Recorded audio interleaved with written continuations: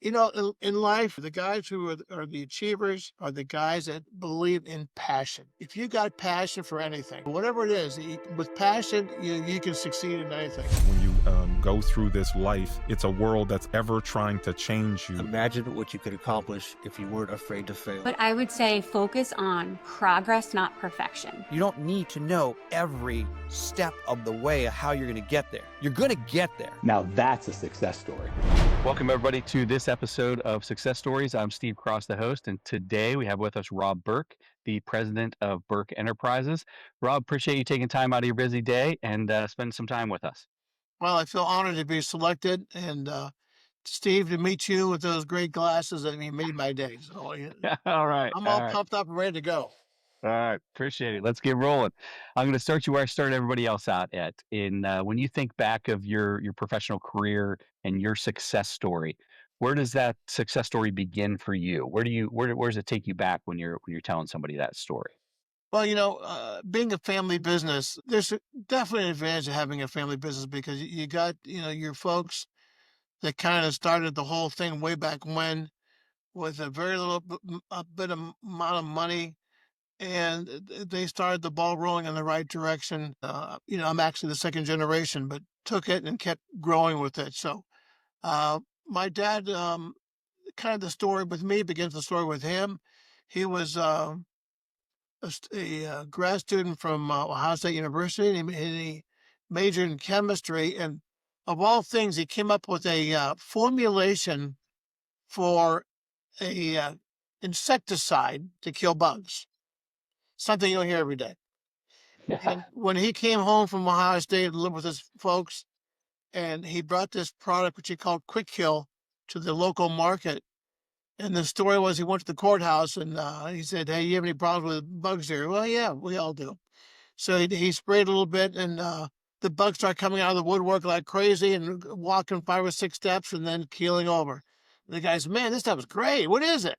He said, "Well, we call it Quick Kill. I came up with the formulation at school, and it does a great job." So my dad said, what are you paying for your exterminating work here?" He said, "Well, we pay $3 a room," or whatever it was at the time. He said, "Well, I charge 5. And the guy said, "Well, why would I pay you more?" And he said, "Look at the results." Yep. So, everything in life, you learn from people. You learn from friends. You learn from mistakes you make. And you also learn not to be a quitter. So you can never achieve unless you at least give it your all-out effort. And I even tell my kids to this day, you never say never. Anything is possible if you make the effort. And my dad was an example of that with the exterminating business we had. It wasn't until I got out of college in the 70s that I came to work for the family business. At the time, my dad was very focused in what he did, which was the exterminating business, because he was a coin dealer. But, these were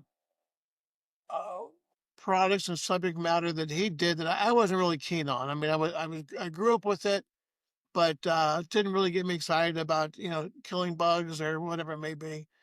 And, I had to spread out and create my own destiny, I guess you could say. So I always was a big lover of going to the local Trumbull County Fair or the Canfield Fair.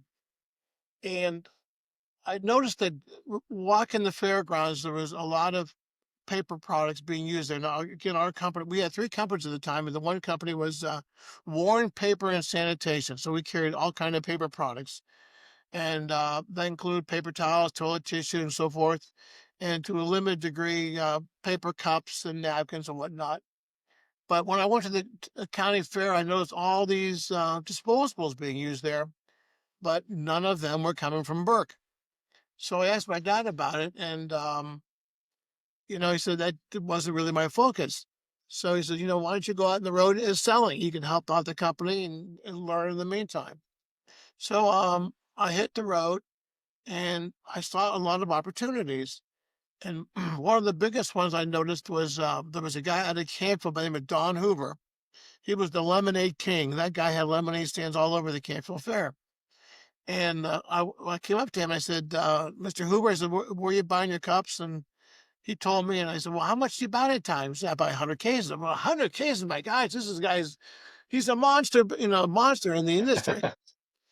Because I mean, I was used to selling one case here, one case there, through our regular customer base. So I thought to myself, maybe I can create a product line that was unique for the carnival industry. So I developed a lemonade cup with the words lemonade, lemonade, lemonade around it. Because at the time, the guys were using just a generic, it was like a picture of a wheat field. And I said, man, that's no way of selling your product. Maybe if you had the name on their lemonade, it might help. Well, I introduced it and it took off rather quickly to my surprise. And of course, I was happy about it. But I decided, like at that point in time, that for me to make my claim to fame, it would be to create a product line that was unique for this industry, but it was several steps up from what they were currently using. So, for instance, a lot of guys use a cotton candy bag, but it was just a single print on there was a clown with a one color red ink. And I thought to myself, well, why not make it 5 colors? Make something that really flashes out. So I came up with the slogan, Flash is Cash. And I shared this with a lot of my customers there at the Canfield Fair and also the Trumbull County Fair. I said, why use this generic product when I can provide you with a cup or a bag or whatever it is that really could really spur your growth and get people to come to your booth instead of somebody else's. So I mentioned about the one design I had lemonade cups, and I kept expanding on that. And I went to the Ohio State Fair, and at the time I just walked the fairgrounds, but there was a guy that had a great lemonade design, and he had mentioned that this was his last year in the business, and that design was going away. So I talked to him about it, and I took that cup home with me and did some research, and there was no copyright on that design. So I kind of used the basis of his design as for a future design I would use, and I tweaked it a bit. And when I introduced that cup the following year to the lemonade guys, they went crazy. Oh, I love this cup. And what I would do is I would say, "Give me your cup, and I'll take my cup." And side by side, I'm going to walk halfway down the midway and tell me which cup you see right away. Well, 9 out of 10, they said your cup because it just talks lemonade, looks great, and it's like an advertising billboard. So I said, this is what you got to do if you want to grow your sales. Well, I started hitting fairs all over Trumbull County, and then I got really goofy, and I said, let me hit 5 state fairs. So my wife helped me put together a route. And I went from the Ohio State Fair, the Michigan State Fair, Iowa State Fair, Illinois State Fair, and West Virginia. I mean, I hit 5 different state fairs over 2 weeks. And not only did I show the lemonade cup, but I showed some other products that we had created. And everyone went goofy. They couldn't believe it. I said, man, these cups look great.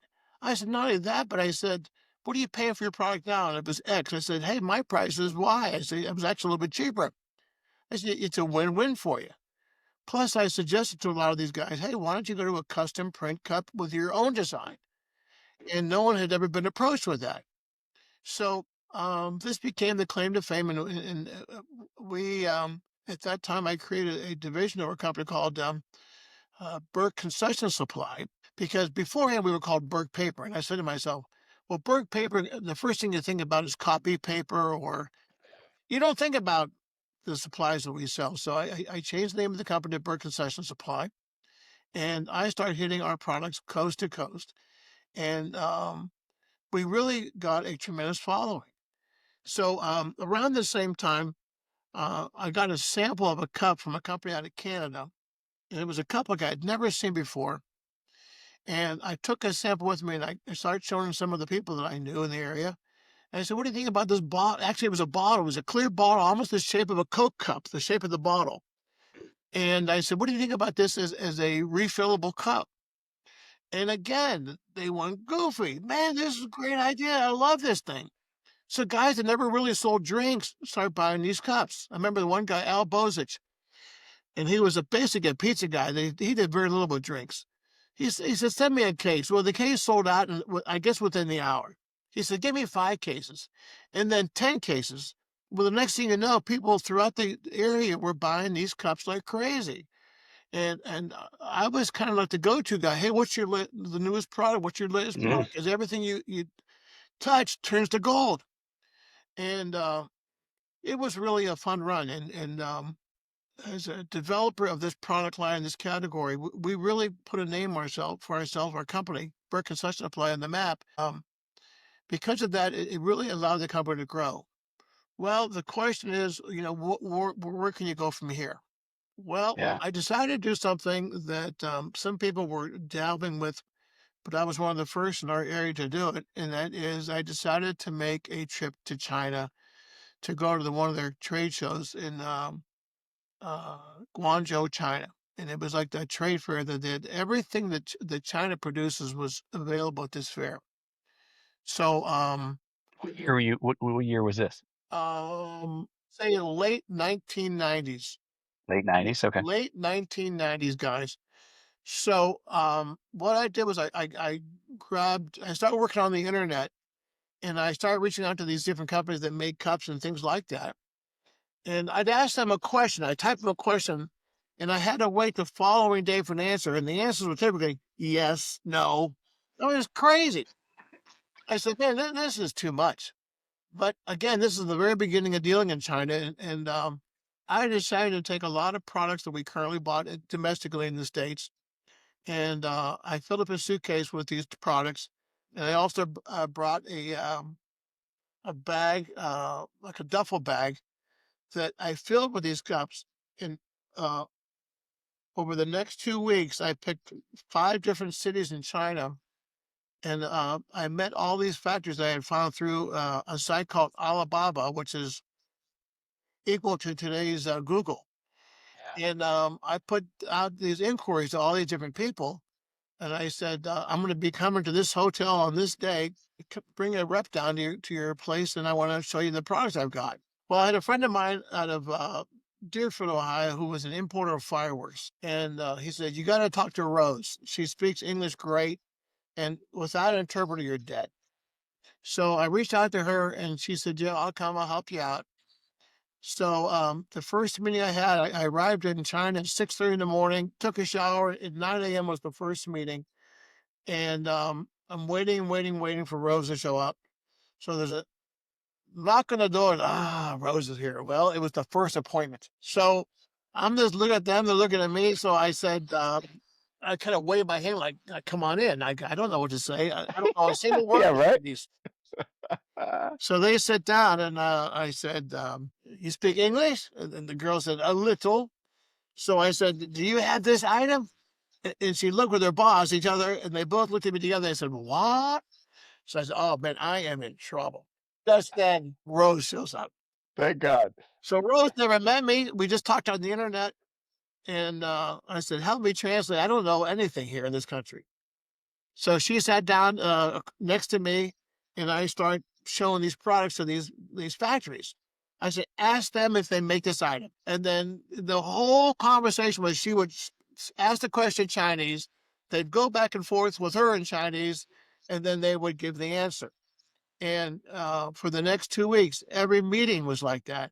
So, I opened the door to opportunity for our company by going to China. And I remember at the time I was also looking into possibly importing plastic cutlery, which at the time, not a single piece of plastic cutlery came out of China. So I remember the market pricing on cutlery at the time for a certain item was like $12, $13 a case. So I asked this factory what their price was, and they were about half that price. And then I started getting my feet started getting a little hot on the surface, and I said, "Oh, is that your best price?" Meanwhile, the price is unbelievable. So that was the beginning of us importing from China, and it really helped grow our company into the company it is today that we would never be able to do domestically, because it opened the door to a lot of opportunities. But not only that, it made me realize what kind of profits the American companies are making, because the prices I was getting there was just really unbelievable. So low, it was crazy low. I remember this one guy, he gave me a price, and I said, that price isn't too bad, but I'd like to pay maybe a quarter a case cheaper. What can I do? Can I do? So there was a window there, very close to where we were working, and it was open up to let the air in. So I walked over to the window, and I stuck my foot, half my foot out the window. I says, if you can't give me that quarter, I'm gonna jump out the window. So the guy, no, don't do it. Okay, I give you the quarter. I Jeez. mean, those stories just went on and on. The adventures in China were just unbelievable. The people I met, you know, in China, there was an innocence among the people, which reminded me of the '60s in America. That was all good, all positive, and I witnessed that in China. So I really enjoyed going there and doing business there, and it really gave me an awakening of what the country's like and what opportunities could come. So the business in China was very successful and it ran for a long time, and then until the tariffs came, so that really kind of put a dampener on it. But then again, all my competitors were dealing with the same thing I was, so it wasn't like uh, I was losing my price advantage. It was just that there was a different a change, a shift in the business culture and just how you went about wheeling, dealing, and operating. And what I would do, as well as many other people, we start going from place to place in Asia. I start going to Taiwan. I start going to Vietnam. I start going to Cambodia, Thailand, and just trying to be one step ahead of everybody else as far as getting a good price on product. So it was all a very interesting run, and you know, the one thing in life, guys, I think we all know is you just can't sit in your laurels. You just got to keep going and keep growing. And like I say never. There's always opportunities out there, but you have to find them. And you know, anybody can be a me too, but you gotta set yourself aside from being a little different from everybody else, and that gives you the opportunity to grow.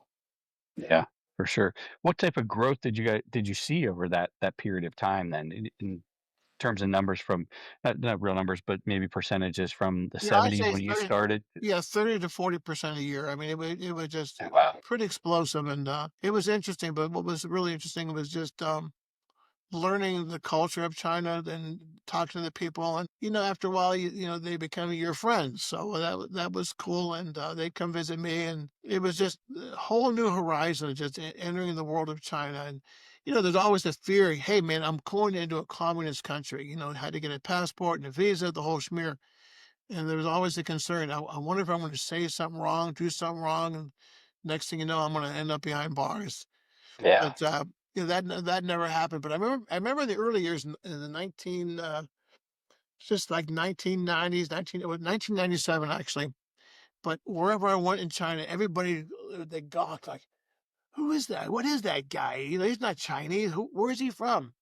So I used to see that everywhere. There's people looking at you, and I remember this one place I went to. I was walking the street of Guangzhou, and they had like an amusement device. Some guy had where you roll a ball up a wooden structure, and if it goes down a certain lane, you get a pack of cigarettes. Well, I walked up to it, and meanwhile, there was a row upon row of Chinese people behind there watching me, like, you know, who is this guy? What's he playing? These are games for us. You know, what's this guy doing? So what I would do is when I got the ball, it looked like a cue ball, and who was ever next to me, I'd rub it against their shoulder. And if I won, I'd give them the pack of cigarettes. Well, you know, the people start getting closer and closer to me. That, hey, man, this guy's all right. Well, it was such a group of people. I said to myself, I got to get a picture of this. No one would believe it. So I pulled my phone up. I turn around to take the picture. And no sooner did I turn around when that camera was showing, they scattered Really? like I had never seen anyone like scared to death. So, you know, it was just part of the environment and culture there. And over time, you know, the Chinese, unlike Americans, when you meet somebody or talking, you know, you want to give them a hug. Hey, my buddy, how you doing? The Chinese are very cold in that respect. And it's more and more recently they're becoming a lot more warm. But back in the day, it was like they didn't even know what a hug meant. And I thought to myself, I don't know how these kids could get so you know get their head on straight, because if you don't have parents that show you love and affection, I don't know how they show affection. Because honestly, I was surprised at the number of families that I met. The kids were almost like distant. They didn't really, again, compared to America, how we would do it and eat together or whatever it may be. It's just different. There was a colder atmosphere. And I had a fellow that I met there in my early years that since came to work for me full time. And he would often talk to me about his son, and they weren't very close. I said, well, you ever give him a hug and talk to him, and so forth. And he would start taking my advice. Say, I'm going to start doing that. And the one thing about China that mystified me to the very end was, I remember I asked him what to come to America, and he said, "Oh, I don't know. My wife checked in order to get a passport and everything. It might take 2 months. Oh, that's not enough time." I said, "Oh, not enough time? That's crazy." You know, then I that say my famous line, never say never. You got to at least make the attempt. And slow but sure, he started making the attempt and started doing things. And he said, "You know what? I got it. I can't believe I got it." I said, "What'd I tell you? You never know unless you try." So that's one thing I taught him, about Yeah. being a little bit more aggressive and so forth. But dealing in China was really, really a wild experience. And Sounds anymore, like it. the whole country is buying stuff from China now. So some people love China and some people hate China and what China represents. But for us, it represented an opportunity to grow. Yeah. So We got to look for those opportunities wherever they may be. Some people don't always look, when it comes to geo, but it's a great way to expand your business for sure. yeah, When you were coming up, I know you said it wasn't your dad's companies or what he was doing. How did you? Was he willing to just let you take the reins and kind of go, make a right hand turn on different things, or at how that did he time, help you grow there as a business person? that's a good question. At that time, uh, he passed away in the early around 1985. So the company was just starting to get going and growing, and he knew some of the issues I was dealing with. One of the hardest obstacles early on was Sam's Club, because Sam's Club was one of these companies that was one stop shop. And I would talk to some of the manufacturers I would do business with, and I said, how can you charge me X when I can buy it at Sam's for the same price, sometimes even less? I said, what's Yeah. going on here? So then I realized that, something's got to change. I got to do something. And that's when I said to myself, I need to get a price advantage over the competition. And the only way that's going to happen is for me to stir up the pot and see what I can find out. And that's when I went into China. So uh, I realized that some of the low prices they offer, that, uh, what kind of margins American manufacturers are working on. But, you can't blame them. They've got overhead and so forth. But, China is not quite the same as it is in America. And their people work for very, very low salaries. And what's crazy in China is that, I'll go visit the factories, and the factories are in the middle of an area where there's dormitories all around the outside of the factories. So the employees are housed and they're fed for one price, which typically is quite low. And then in return, like I said, they get housing and then they get food, and they make some money. But what's crazy, and also in China, is when it comes to Chinese New Year's, it's such a big part of their culture and their life that they will leave the factory for up to 2 weeks to try. Many times they travel equivalent to 300 to 500 miles away to their home, just to be with their family, and then they come back to the factories. But they don't always come back to the factories, so the factories are sometimes stumbling to find workers, because a lot of them, or a good amount of them, don't come back to work after Chinese New Year. So, you learn these things Yeah. about the culture. And for me, buying products from China, that's one thing I learned early on is, hey, I can't wait to order my normal pattern. I've got to order several months in advance because Chinese New Year's is around the corner and they'll be closed down and the employees hopefully will come back, but they may not come back. So, it's just part of doing business. And this is something my dad, of course, never dealt with. So, whether it be the introduction of the concession business that I packaging for that, he had never dealt with that. Dealing with China, he never dealt with. Again, this was the mid '80s, so there really wasn't so much happening in America as far as buying from China, Yeah. at least at that time. So, I kind of opened up a whole new arena of opportunities by being aggressive and thinking outside of the box.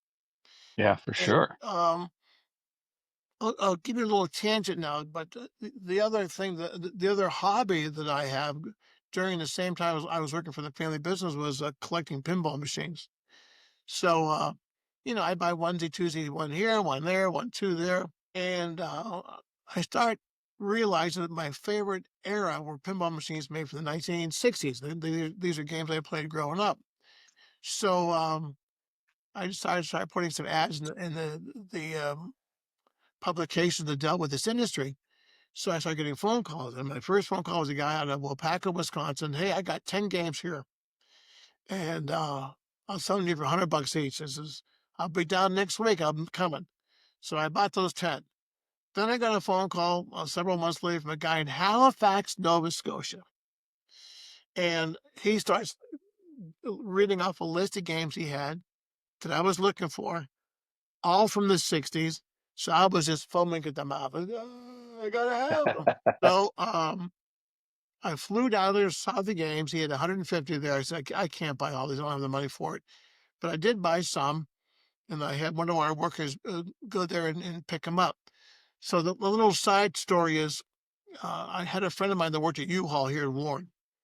And I said, man, can you help me out? I mean, we have to go 1,000 miles to go to Halifax, Nova Scotia. I was like, paying a quarter of a mile or whatever it was back then, I said, it's going to kill me. He said, well, you didn't hear from me, but take off the speedometer, the cable speedometer. I said, okay, that'll help. It was like $50 a day plus a quarter a mile.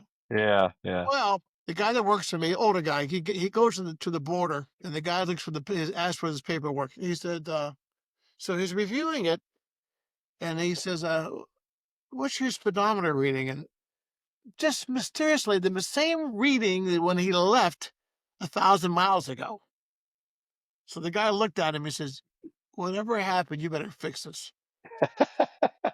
So what he did was that night he had to get a drill, and he put a drill on the cable and had to put that drill on until Catch he it up. built up 1,000 miles. But anyways, that's that story. But the stories kept coming in and phone calls. Got a phone call from a guy in Omaha, Nebraska. He said he got 400 machines. Oh, so I flew down there to see his collection. So I didn't buy all of them, but I did buy a fair amount from this guy. But the collections are growing. I start reading up on the industry, pinball, and I started seeing some names that kept coming up of the people that were the designers and the artists of the games of the era that I liked the most, the '60s. So during the same time, I found out a pinball club in Akron, Ohio, that had formed, which I came to one of the meetings. And what they did was every month they would go to a different guy's house. So one month they go to see Steve Krause's house, and then one month they come to my house, and one month that guy's house and this guy's house.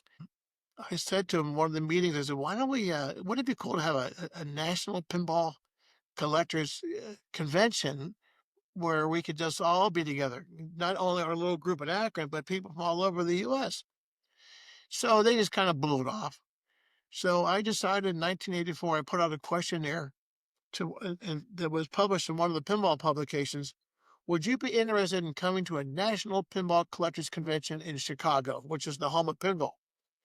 And there's a resounding yes. So my whole dream for doing it was to recognize these designers and these artists. Again, these guys are 9 to 5 guys, or as late as they work, but they never got the accolades. It was always the guys Right. on the penthouse floors that got it. So here I go again, dreaming about stuff and trying to make it happen. And I decided to do a show which I called Pinball Expo. And all these designers that at least I had met over time, I invited them to the show. And we had a banquet there, and we had Elvin Gottlieb, who was the son of the founder of the Gottlieb Company, which was like the #1 pinball company at the time. And he spoke, and it was a great turnout. So then I had these designers come up front, and I said, "Ladies and gentlemen, these 4 designers are responsible for the creation of over 600 pinball machines." Well, everyone stood up and applauded, and these guys actually had tears in their eyes because they had never been Wow. recognized. They just did their job like another job. Who cares about me? Well, people really cared about you, and it was a great success. The show was a great success. It was my brainchild, and I thought it was just one and done. So I was getting phone calls. When's your next show? I said, there is no next show. We're done. Yeah. And the guy said, "Oh no, this was too much fun. You got to do it again." So, all right, I'll do one more. Well, this year will be number 42. So that shows you, in life, Steve, whether it be me or anybody, the guys who are the achievers are the guys that believe in passion. If you got passion for anything, whether, hey, I'm going to lose weight, I'm going to work out at the gym every day, or whatever it is, with passion, you can succeed in anything. And as I showed, with this pinball show, not only did it succeed, but it's grown every year. I mean, the first year we had 100 people show up, which I thought was pretty cool considering it was a first time show. Yeah. Actually, I had 2 guys show up from Japan, which is mind boggling. Wow. But anyways, this past year we had close to 6,000 people come to our show. And again, these are pinball enthusiasts and collectors. We tour a pinball factory. We have seminars on how pinballs are made. And it's been crazy. So anyways, this pinball thing really was in my blood now. And I kept buying these games. And finally, I drove by this Santisi IGA out here in Girard. And it had been for sale for, I don't know, 2 or 3 years, if not longer. And I thought to myself, I wonder if I could buy that building and put my games in there. And I envisioned, filling the games up, having them all working, having a key to the front door, walk in, play for a couple hours, and then go home. And my wife said, "You're crazy. If you're going to do that, open it up to the public." All right. So with her help and help of others, I opened up Pastimes. So anyone that walks in this place, it's this wow factor because there's 600 games in here. Not 3, Yeah. 2 over there, or 6 down there. There's 600. And what year was this? This was only a couple of years ago now, right? Yeah, this year we'll be celebrating our 3rd year anniversary, but 3 years ago. So Stan Boney came down and all the press came down. It was great.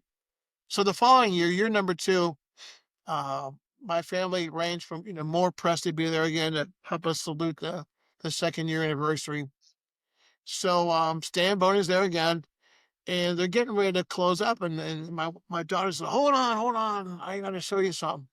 So she comes in front of the camera and she says, "I'm going to present this to my dad." And here she got something from the Guinness Book of Records for having the largest collection of pinball machines in the world. At the time, it was 1,041. Today's around 1,200. But I got this award, so that was a big thrill for me. But again, Awesome. with passion, anything is achievable. And when I look back, um, I always had this mindset. I love people that said they can't do it. I said, "Get in my way. I'll show you how to do it." But I remember growing up, I was a big wrestling fan, professional wrestling. So what happened? I promoted a wrestling show at a Peckin Music Hall. So that was great fun. And I also enjoyed going to the fair and doing something, Steve, if you ever heard of it, called the Demolition Derby. I love that. So what happened? I ended up promoting a Demolition Derby. So the Demo Derby is typically, they have a prize of $400 for the best car, the winner of the race. So I says, I'm going to show you how to do it. I had $1,000 grand prize, and I had my staff go out and hit 5 different states. Every demo derby they had at the fairgrounds, they would get the driver's name and address. So I had built up this huge mailing list, and I put out this mailing, invitation to come to Promotions Demolition Derby, grand prize, $1,000. But what was more than that got everybody excited. It was a 10-foot trophy. So not for me, but for these drivers. Yeah. So we did that, and I did 2 or 3 of those, and I got that out of my system. But I guess again, it's the thing that keep you alluding to. If you got the passion, you can do anything. And I've proven it time and time again, and it's been a fun adventure. I don't know what the next one's going to be, but it's been really fun to do these things, and I wouldn't exchange it for anything. It adds a lot of excitement to my life. I bet. I bet. Lifetime full of amazing stories. What all does it's I don't even know where to start on all that. But let's talk about Berk real quick. What all does Berk Enterprises now do? I'm Well, sure it's looked much different than it did right. 30, 40 years ago, right? My daughter graduated from Ohio State, or from Kent State, and then she came to work for the family. And I've got 5 kids, but my daughter is the one that took a true interest in working for the company. In fact, there was a couple years that we had exhibited at a trade show in one time in Paris, and another time in I think it was Prague or somewhere in Europe. And she came with me as a young girl, but she always, I guess, felt in her heart that this is what I want to do when I get older. Mm. So, I was fortunate in that regard, because a lot of people that own family businesses, either the kids fight, or the kids don't want anything to do with the business. It's a shame, because some businesses are great businesses, but when these things happen, there's not too many options left, for the owner to either just sell out or just to close the doors.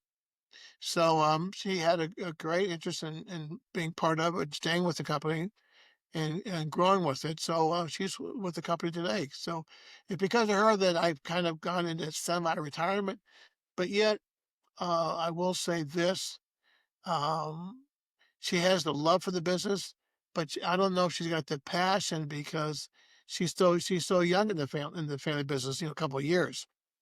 But the longer she's with it, the more that she's getting into it, diving into it, and really showing that she wants to see it succeed, and to grow. So that's pleasing for me to see that, because you just never know where the kids are going to go.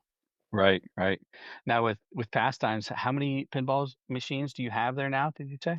So we got 600, and of that, 450 are pinballs, and around 200 are the video games, like the Donkey Kong, Pac-Man, Centipede, some of those games that Yeah. came out during the 80s.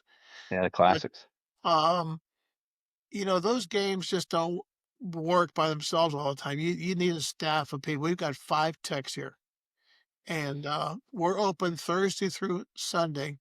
But starting Monday morning, they're just sitting here fixing these games and getting up and running again. It's a lot of work. It's just all this. It's all a lot of these games are mechanical, and switches and cams and relays that are constantly moving, and stuff has to be fixed all the time, and you got to know what you're doing to fix them. Just the average guy off the street doesn't know, just can't do it. Like, I have one guy actually that comes out of Toledo, and he's been doing it for us several years now. Knock on wood, I'm lucky that he's been able to help me out. But he's been able to help out a lot. And I will say another thing just kind of reminded me, but um, I do this pinball show, and one year a fellow reached out to me from Spain. He said, I think I'm going to come to Pinball Expo. I said, oh, great. And I said, it's funny, you're writing us. I see you're from Spain. And where are you from? And I said, Barcelona. I said, we're going to be in Barcelona next month. I'd like to meet you. Yeah, come on down. So we meet this guy. He said, I'm going to take you to one of the pinball arcades. So, being here in the States, there are certain pinball titles that Addams Family is a very popular one, and some other titles. And almost every arcade's got the same machines that were made here in America. So I go to this guy in Spain, and he's got titles I had never heard of before. I said, I never heard of these games. And every game in Spain were made by manufacturers in either Italy or Spain that never produced games, or at least to be sold in America. So I saw titles I'd never seen. Well, being a collector, what did I do? I gotta have it. I need that one. Give me that one. Sold, sold, sold, sold, sold. I'll take those. I ended up buying about 3 containers of games. So I have an aisle at Pastimes. It's called the International Aisle. And it's all these European games. And people that come there, it just blows their mind because, especially for some of the diehard players and collectors, man, I've never seen these titles. And I said, you won't because they were made exclusively for Europe. So that's been a lot of fun seeing that grow and develop. And, but back to my daughter, anyways, she's traveling a lot to the trade shows. She's very involved with the regional chamber as I was, and she's on the board with them. But she's learning the ropes, so to speak. And nothing is given to you in life. You have to earn everything, and she's slowly earning her wings.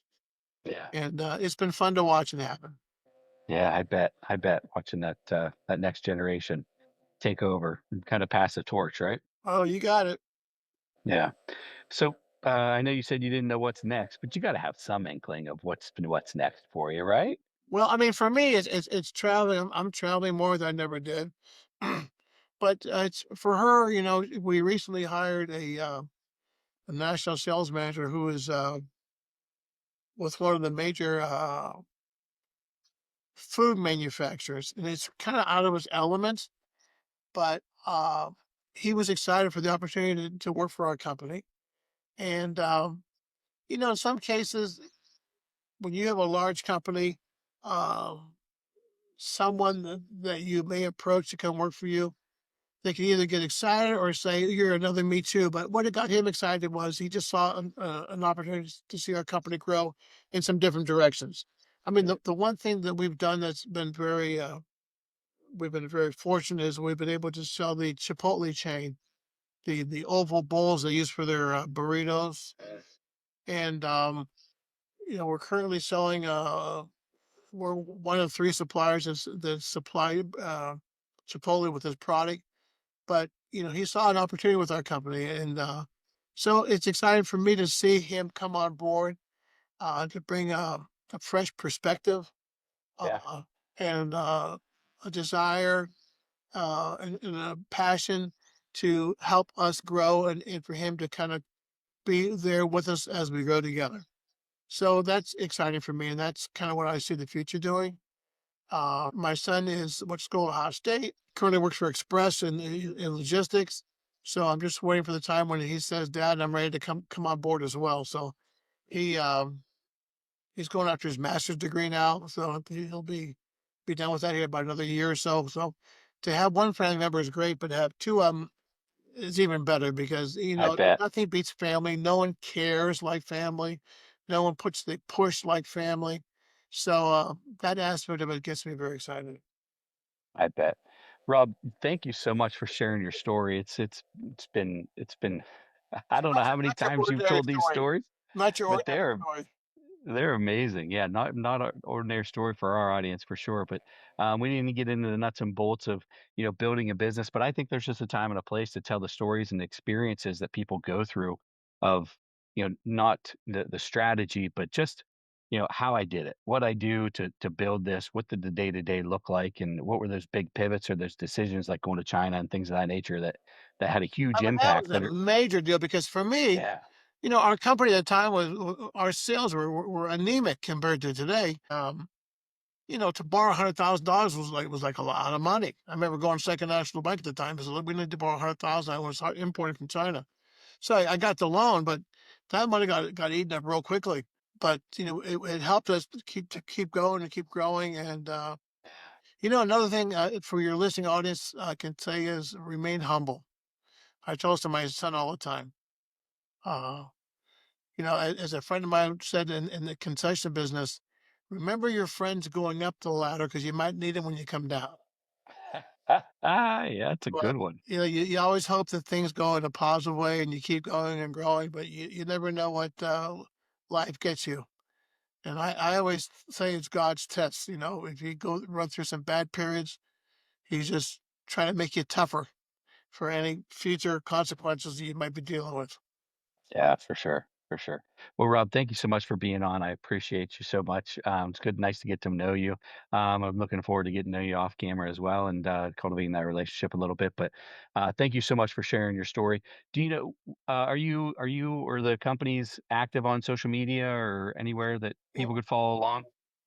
yeah, we're on all the social media sites, more so with the Pastimes Arcade because that it's interesting that Pastimes has brought in people from all over the U.S.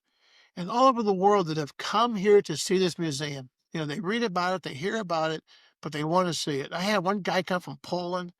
I can't believe it. Crazy. Little Warren, Ohio, but anyone that's into this collecting of the pinball machines or playing them, they really get off seeing this stuff, and it's just, there's a lot of history here too because a lot of the people, like I mentioned to you, the designers that we recognized at that banquet, but we have a wall here with all the different designers and people involved with the industry. The one guy I always got a kick out of meeting was Tom Neiman. He worked for Bally. I think you've heard of the Bally company, Hmm. Steve. For sure. Yeah. But he was the guy responsible for bringing licensing to the pinball industry. So, for instance, there was a pinball Yeah. machine called Evel Knievel, Rolling Stones, Harlem Globetrotters, Dolly Parton. So it was Tom Neiman. He was the guy that really was a trendsetter at the time for Bally, and that really helped put Bally's name on the map as one of the leading pinball designers by going after these titles. And today, Stern, who's the largest pinball manufacturer in the country, but all they do is every game title is got a licensed theme. A lot of times it's rock and roll bands, AC/DC, Aerosmith, and this is all they do. And if you come down to our Pastimes Arcade, you'll see Jaws. If you remember the movie Jaws, there's a Jaws pinball machine, and there's a Godzilla. The Godzilla pinball machine is really terrific. And the newest one coming out is Pokemon. So Pokemon is such a hot property right now. A lot of kids buy these Pokemon cards and collect them. They look like baseball cards. And that's become such a big thing that now they came up with a Pokemon theme for a pinball machine. And those games are just selling off the wall. They can't keep them in stock. So whether it be that, we have a Harry Potter pinball machine. There's so many different titles. And a lot of times people will walk up to a machine, they know nothing about the game, but of course they know the license. They know Harry Potter, they know Pokemon. And what's happening in this industry is that even the manufacturers will be the first to admit that typically they work through a channel of distribution that the distributor's job is to sell these, bring them in and sell them. But more and more homeowners are becoming their biggest customers because they want to buy these games for their home. But if you collect Pokemon or if you're a Aerosmith, fan, they made a pinball machine for us local people, the Foo Fighters. They made a Foo Fighters pinball machine. So if you're into some of the stuff, I gotta have it. That's my Yeah. Right. favorite band. So to end up, let me just say this is an invitation to everybody listening in to come to Pastimes, and if you don't have a good time, we're gonna give you your money back. But it's so crazy, it's so over the top that you won't believe it. And it's been a fun run, it's kind of reshifting my focus from the Berk Enterprises and the Pastimes, but um, helping this division grow. And that's what it's all about. And it's fun seeing the company grow. Sure, for sure. Well, congrats on all the success so far.